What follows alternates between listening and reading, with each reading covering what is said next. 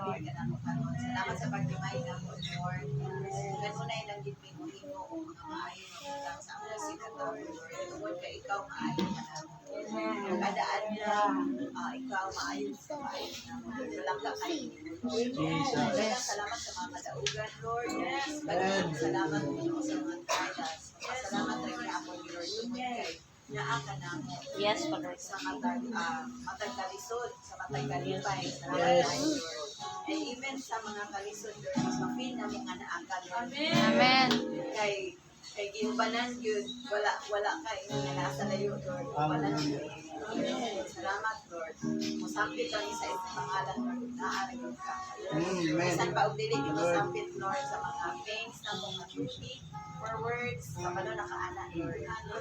It's the Holy Spirit interceding for us. Salamat ka, Lord.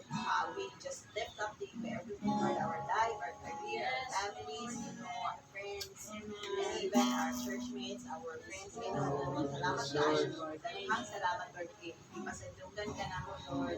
Give you all the glory and praise. Salamat, Lord. Just we ask in Jesus' name we pray. Amen.